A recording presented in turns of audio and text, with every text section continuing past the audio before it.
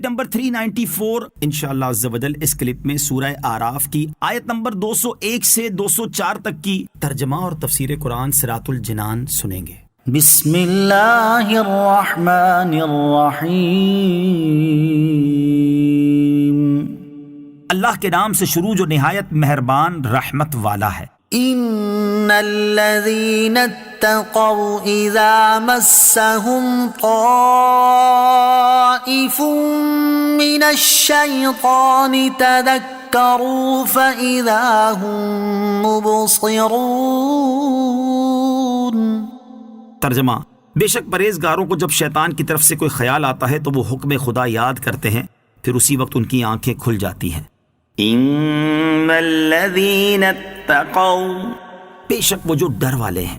آیت میں مذکور لفظ طائف کے بارے میں علامہ راغب اصفہانی رحمۃ اللہ تعالی فرماتے ہیں کہ انسان کو ورغلانے کے لیے انسان کے گرد گردش کرنے والے شیطان کو طائف کہتے ہیں، اور اس آیت کا معنی یہ ہے کہ وہ لوگ جو متقی اور پرہیزگار ہیں، جب شیطان کی طرف سے انہیں گناہ کرنے یا اللہ تعالیٰ کی اطاعت چھوڑنے کا کوئی وسوسہ آتا ہے تو وہ اللہ تعالیٰ کی قدرت اور اس کے انعامات میں غور کرتے ہیں اور اس کے عذاب اور ثواب کو یاد کرتے ہیں، اور اسی وقت گناہ کرنے سے رک جاتے ہیں، کیونکہ اللہ تعالیٰ نے گناہ سے رکنے کا حکم دیا ہے اور گناہ کرنے سے منع کیا ہے۔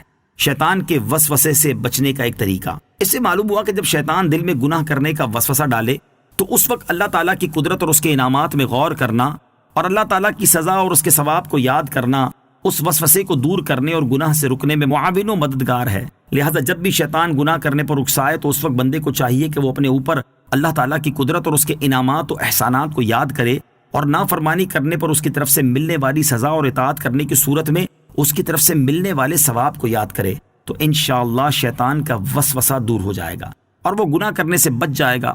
اور اگر شامت نفس سے گناہ سرزد ہو جائے تو فوراً اللہ تعالیٰ کو یاد کر کے اپنے گناہ کی معافی مانگ لے، جیسا کہ ایک اور مقام پر اللہ تعالیٰ ارشاد فرماتا ہے، والذین اذا فعلوا فاحشة او ظلموا انفسهم ذکروا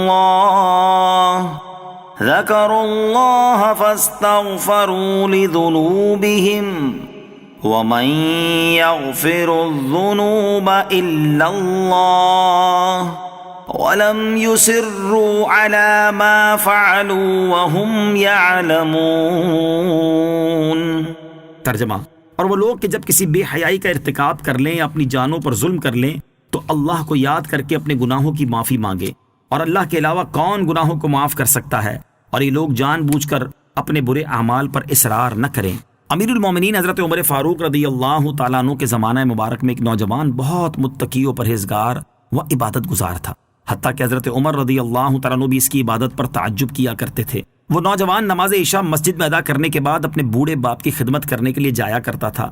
راستے میں خوبرو عورت اسے اپنی طرف بلاتی اور چھیڑتی تھی، لیکن یہ نوجوان اس پر توجہ دیے بغیر نگاہیں جھکائے گزر جایا کرتا تھا۔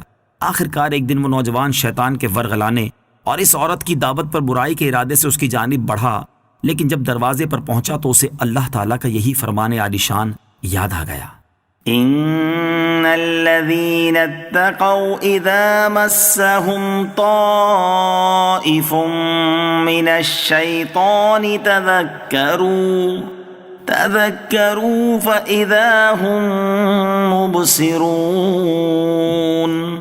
ترجمہ، بے شک جب شیطان کی طرف سے پرہیزگاروں کو کوئی خیال آتا ہے تو وہ فوراً حکم خدا یاد کرتے ہیں، پھر اسی وقت ان کی آنکھیں کھل جاتی ہیں۔ اس آیت پاک کے یاد آتے ہی اس کے دل پر اللہ تعالیٰ کا خوف اس قدر غالب ہوا کہ وہ بے ہوش ہو کر زمین پر گر گیا۔ جب یہ بہت دیر تک گھر نہ پہنچا تو اس کا بوڑھا باپ اسے تلاش کرتا ہوا وہاں پہنچا اور لوگوں کی مدد سے اٹھوا کر گھر لے آیا۔ ہوش آنے پر باپ نے تمام واقعہ دریافت کیا۔ نوجوان نے پورا واقعہ بیان کر کے جب اس آیت کا ذکر کیا تو ایک مرتبہ پھر اس پر اللہ تعالیٰ کا شدید خوف غالب ہوا۔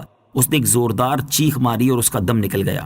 راتوں رات ہی اس کے غسل و کفن و دفن کا انتظام کر دیا گیا۔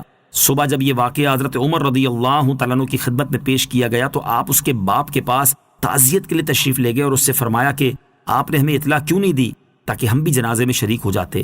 اس نے عرض کیا، امیر المومنین، اس کا انتقال رات میں ہوا تھا اور آپ کے آرام کا خیال کرتے ہوئے بتانا مناسب معلوم نہ ہوا۔ آپ نے فرمایا کہ مجھے اس کی قبر پر لے چلو۔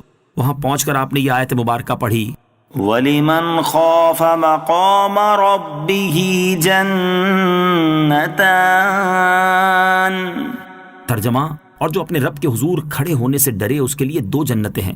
تو قبر میں سے اس نوجوان نے جواب دیتے ہوئے کہا کہ اے امیر المومنین، بے شک میرے رب نے مجھے 2 جنتیں عطا فرمائی ہیں۔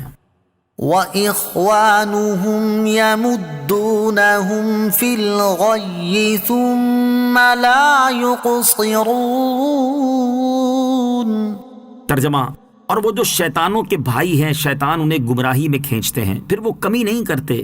وَإِخْوَانُهُمْ، اور وہ جو شیطانوں کے بھائی ہیں، ارشاد فرمایا کہ شیطانوں کے بھائی یعنی مشرکوں کو شیطان گمراہی میں کھینچتے ہیں یہاں تک کہ وہ گمراہی پر پکے ہو جاتے ہیں، پھر وہ نہ تو گمراہی سے رکتے ہیں اور نہ گمراہی چھوڑتے ہیں۔ وَإِذَا لَمْ تَأْتِهِمْ بِآيَةٍ قَالُوا لَوْلَا اجْتَبَيْتَهَا قُلْ إِنَّمَا أَتَّبِعُ مَا يُوحَى إِلَيَّ مِنْ رَبِّي هَذَا بَصَائِرُ مِنْ رَبِّكُمْ وَهُدًى وَرَحْمَةٌ لِقَوْمٍ يُؤْمِنُونَ۔ وَإِذَا قُرِئَ الْقُرْآنُ فَاسْتَمِعُوا لَهُ وَأَنصِتُوا لَعَلَّكُمْ تُرْحَمُونَ۔ ترجمہ، اور اے حبیب جب تم ان کے پاس نشانی نہیں لاتے تو کہتے ہیں کہ تم نے خود ہی کیوں نہ بنا لی؟ تم فرماؤ میں تو اسی کی پیروی کرتا ہوں جو میری طرف میرے رب کی طرف سے وحی بھیجی جاتی ہے۔ یہ تمہارے رب کی طرف سے آنکھیں کھول دینے والے دلائل ہیں اور مسلمانوں کے لیے ہدایت اور رحمت ہے، اور جب قرآن پڑھا جائے تو اسے غور سے سنو اور خاموش رہو تاکہ تم پر رحم کیا جائے۔ وَإِذَا قُرِئَ الْقُرْآنُ، اور جب قرآن پڑھا جائے۔